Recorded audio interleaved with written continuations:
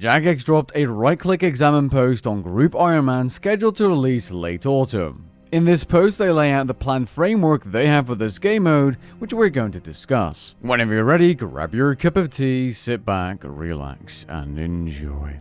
Group Ironman is essentially Ironman mode with some extra rules, but more or less the same thing. The main difference is that you're able to split activities and trade within your group of Ironmen and women. Or instead of trading, you have group storage, which is a shared bank amongst all members of the Group Ironman group. Unique to this game mode is that you're even able to place untradeable items such as augmented weapons and armor in this shared bank. Now that is interesting. Because even in the main game, as a main game player, you can't do this. Yes, you can buy the materials to make the perks, but you can't share a piece of equipment augmented with specific perks on it. This is easily one of the most important features they're working on, as this is major quality of life and allows you to switch up your tasks and equipment within your group. Another feature unique to Group Ironman are journey achievements, which according to Jagex are going to be similar to qualifications part of the archaeology skill, so essentially milestones. These milestones, as shown in the Journey Tier 1 example, have a variety of things to complete. One being skilling, as you need total level. This obviously scales based on your group size, although if one person is an insane skiller, they can carry the entire group. Quest points, so questing. Specific quests, which I assume are going to go up to some kind of Grandmaster quest, and some achievements or rune score. This, as Jagex mentions, gives players a chance to specialize within their group should they want to. So if you're a quester and you like quests, couldn't be me, that player can focus on quests for the group. There's 10 tiers, and tier 1 is basically the tutorial and give the group access to the group storage feature. So yeah, this is not quite the same as Fresh Start World's progress point system. It is different. The Journey Achievement system is used to upgrade gear that does seem similar to Fresh Start World's gear though, and that is a new set of hybrid armor that upgrades as you go all the way up to the 10th, aka final tier. Within these 10 tiers, there's also 3 different cosmetic appearances of this armor set, which you can use as an override. I do wonder though, will there also be a free upgradable hybrid weapon? There's also new milestone capes for the entire group as you level, which are cosmetic only it seems, and a group max cape and group quest cape. I wonder if those will look different to the originals. Now there's 2 different types of Group Ironman game modes. There's regular and competitive Group Ironman mode. The main difference between regular and competitive Group Ironman is that they have their own high scores, and competitive Group Ironman can only play and interact with their own group. Regular Ironman, or regular Group Ironman players I should say, can still do, let's say, a 10-man boss with 2 groups of 5. To create a competitive Group Ironman group, you need to make a new, fresh account. Regular Ironman players can start and join a Group Ironman team. A regular one, that is. This is a irreversible process, so if you go from Ironman to Group Ironman, you can't go to competitive because that requires a new account.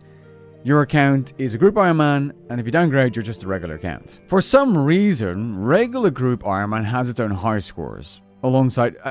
hold on, so if someone with 200 mil ore and all the, gear in the world joins regular Group Ironman, doesn't that... I don't know, something about that doesn't make sense at all to me.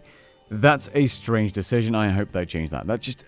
it's weird. If you're able to use an existing account, regular Ironman mode should just use the same regular player high scores. I do like the idea of being able to create a group with existing Ironman accounts. That's nice.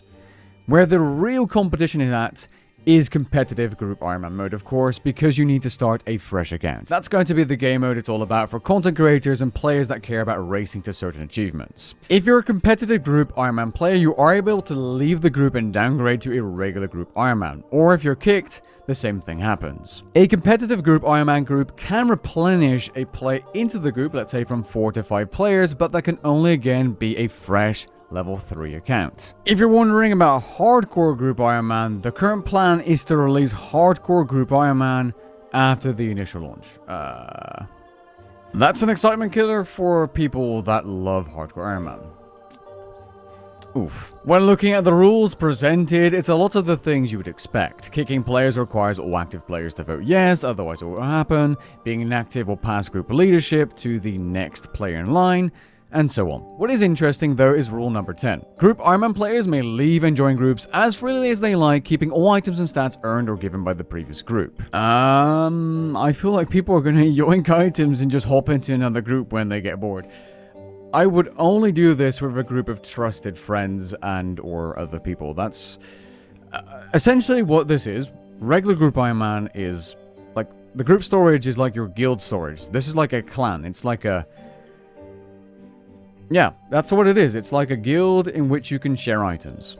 But it's Ironman mode, in which you need to get everything yourself. In this case, as yourself or with your group. And rule number 11 is what I mentioned earlier. Once you leave regular Group Ironman, you're a regular main account. If you're a competitive Group Ironman though, you have a couple of more options, which I'm going to cover in just a second. Competitive Group Ironman players cannot interact with other players, and if they do, the player will be teleported away or blocked from continuing with the action. You know, imagine people just yeeting each other away, but like something needs to, it needs to be a two-way street or something, because players getting teleported away, Jagex, you have no idea what you're about to create. So if you're a competitive Group Ironman player and you leave or you're removed, there are three options. 1, you create a new competitive Group Ironman group to stay and have that status. 2, you become a regular Group Ironman player. Or 3, you become a regular main game account. And for safety reasons, there's a 7-day cool-off period in case you you're about to rage quit, so you can reverse the decision. It's like your account is frozen for 7 days and you can reverse it if you'd like. That's always a good idea to add. I think that's cool. I'm glad Jagex is gathering feedback this early on about this game mode, because there's a couple of things that are a little bit worrying in this post, as mentioned in this video, and there definitely needs to be more explanation beforehand about specifics for those competitive Group Ironman players and what they can and can't do, and which mini games can or can't be done and that kind of stuff. But if we're looking at this, overall, looks good. It's probably going to be a lot of fun, and competitive Group Ironman mode is exactly what I envisioned Group Ironman mode to be. It's nice that for casuals, there's an alternative being regular Group Ironman mode. Content creators and high score chasers are of course going to jump on the competitive version of this game mode. Let me know what you think about this game mode and these rules down in the comments below. With that being said, I hope you guys enjoyed this video and found it interesting. If you did, leave a like down below and maybe even consider subscribing, and I'll catch you guys in the next one. Peace.